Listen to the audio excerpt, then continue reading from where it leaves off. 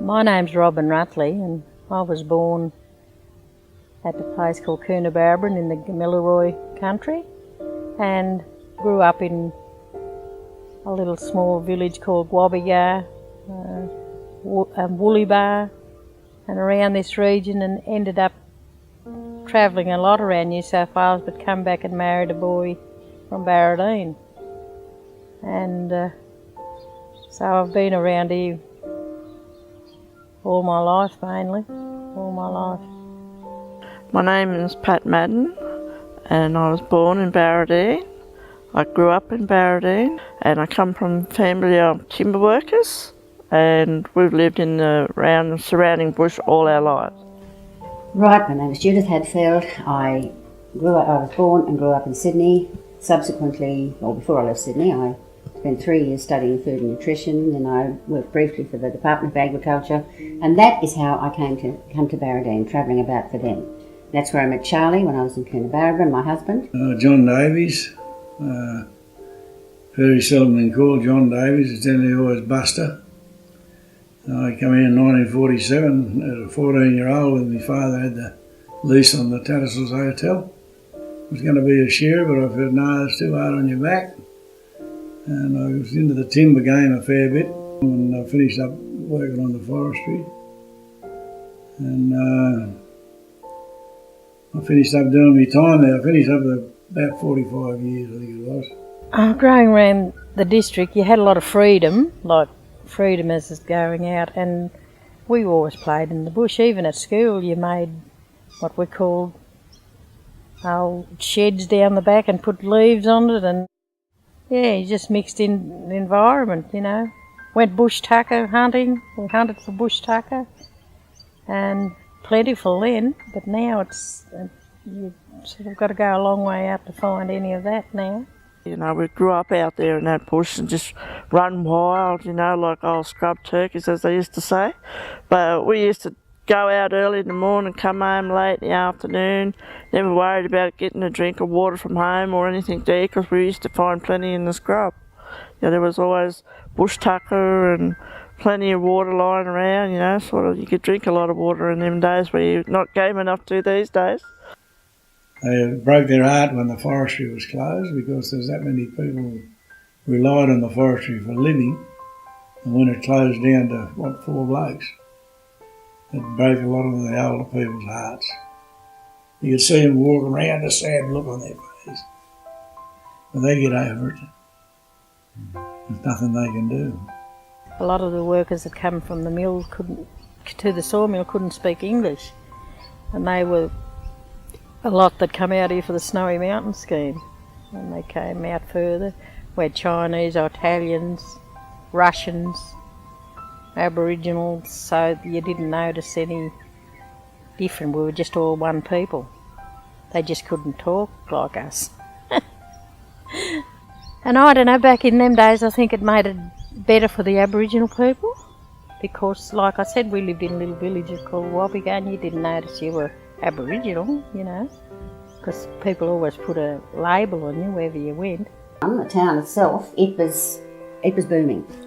The mills were all working, the shops were all open. There was, we had a picture theatre, we had a bank, we had the railway, of course, we had our memorial hall, which had been built in 2 parts, firstly after the First World War and then the Second World War, which was really something. I mean, even Barradine didn't get a town hall till 1960-something. But we had this big hall and they used it. They had dances. Dancing was big in those days. They never missed an opportunity to have a ball. It did have everything. It had pubs and cafes and tennis courts, picture theatre, bakers, shops. Now it was very vibrant. Even out at Woollybar, their shops used to come out there. They had their own school, post office, and the carriers used to go out there with fruit and veggies and that and whatever they wanted, you know, so it was vibrant all around the bush in those days. But all those people that were living on the properties, they all come to town weekends and that, so the shops done all right out of them and the hotels done all right out of them, but without that population, they're gone. And then the sawmills collapsed.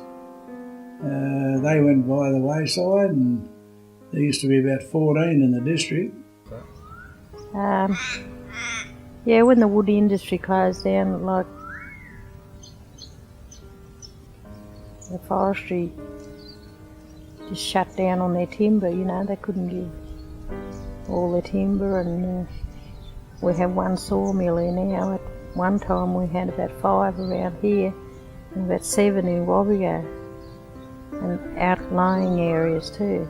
But the timber industry was a big impact because most of them they give redundancy to, or said, oh, but who was going to buy their little house in Wobbego for them to move on? And most of them were only educated enough to work on sawmills. Even the young ones, you know, it's hard to get work. So the workforce was sort of closed down, and even now the forestry is just a skeleton forestry. It employed a lot of men. So the National Park has stepped in, and we get a bit of employment from them to keep it open and keep our little town thriving. It's changed because the timber industry closing. A lot of workers are like from the timber industry had to find other jobs in the area, and a lot of them went to national parks and forestry. Some younger ones went to the mines, travelled away. Yeah. I mean, the parks people have their approach. The townspeople, those of us who are old enough, still have that bit of lingering resentment about the changes in the forest.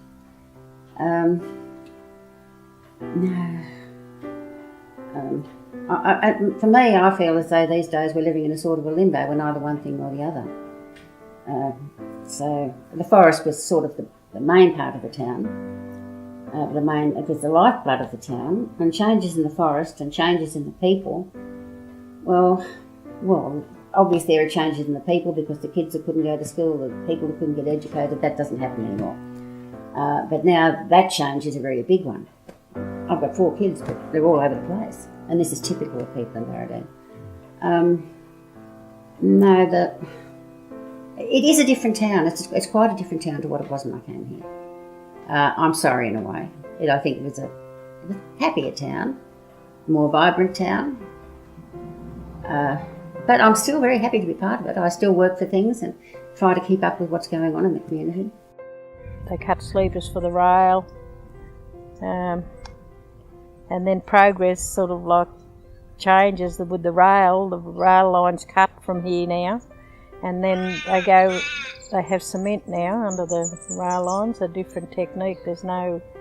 So that was the timber industry that went, you know, it changed. My earliest memory was when I was about 6 years old. My mum and my dad lived in a tent on the side of the railway line, just out of the main street, like out of the township of Barradine. And the changes were the trains coming and going, and then all of a sudden no trains no more. It was a big change. You know, like they stopped running and everything like that, and then they brought trucks into town and noisy things. Mining. That's a big threat.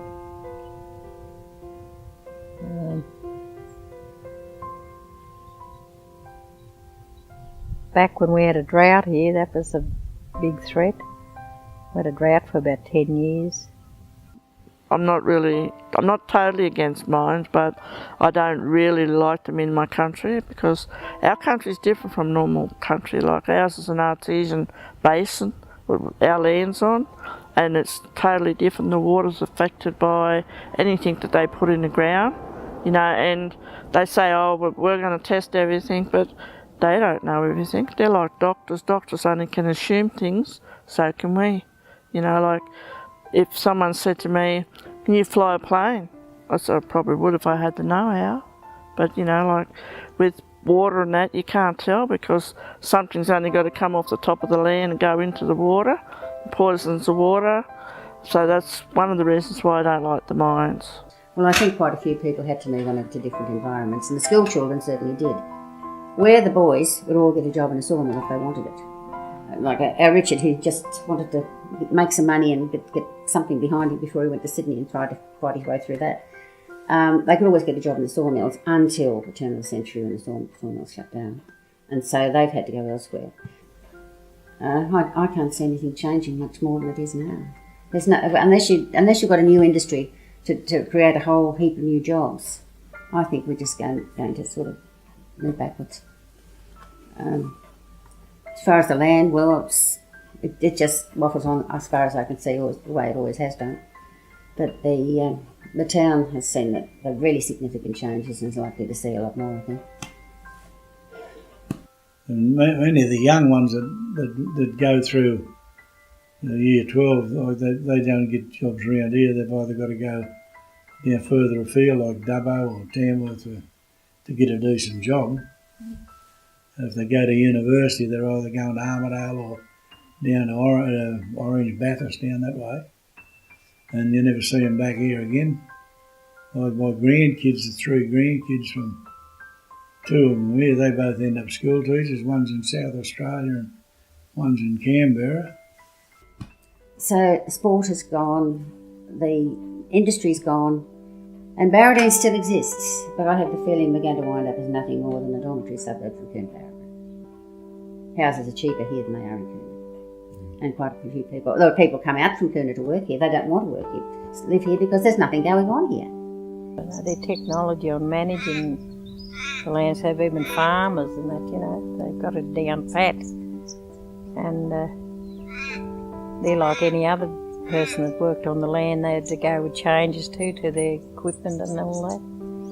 But now all of a sudden, I think their attitudes have changed because they're looking back at the damage they've done, trying to rectify the damage they've done now. I hope it's not too late. Well, I think the town would be better off if there was a really interesting business, something big enough to employ a lot of people. But I just can't see that happening. And one reason for that is because we're sort of out of too far away from the centre of things. Even Coonabarabran lucked in. The highway went through, and then they got the telescope. But we're another 30 minutes or so further on, and there's no public transport except one bus a week, one bus in and one bus out. We are becoming more isolated, and there'd have to be a massive change to see Barradine improve, I think. But as far as I'm concerned, I think we've always looked after the landscape, and that's what looks after us. We've been taught if you treat the landscape the right way, it's going to keep on producing for you. But if it's destroyed in some way, it won't. I always tell any bloke that work with me on the forest, or the young blokes, I'd say, you look after the forest, and the forest will look after you. And I'll tell you what, it's pretty right too. If you've done the right thing for all your working life, and there's more timber there now when we started than when we finished. And that's a fact. There's more timber there now than when they started. My kids, 8 kids, did not bring a pet home from school. They brought a friend, so I was at the house full of young people. Now I participate in my grandchildren and great-grandchildren, so I love going out into the environment and showing them what's out there. But the kids are very interested in it. I think they should still keep rumming in them too at school and take them on excursions. Probably better than taking them to the bloody zoo. They can see the zoo, but they can't see the forest unless they go out in it, hands on. I've always said, I don't care whose children they are, but they're all our future, and we should look after them the best way we know how. I love to share it. I love to show it off. This is our country, Australia, Go out there and look. Don't know what you'll find, One big happy community here because we all pull together. Like we're not one's out on its own doing its thing. Like if something happens here in Barradine or in the surrounding bush, we all have say. We talk about, even the Aboriginal side, talk to the normal European side of it. And, like We all discuss things that possibly could happen and what we'd like to see happen here. And I belong to some committees, and a lot of our elder people belong to the same committees. We go to forums, we talk, we follow every new thing that we can because we don't want to miss out on anything. We just want everything for our place.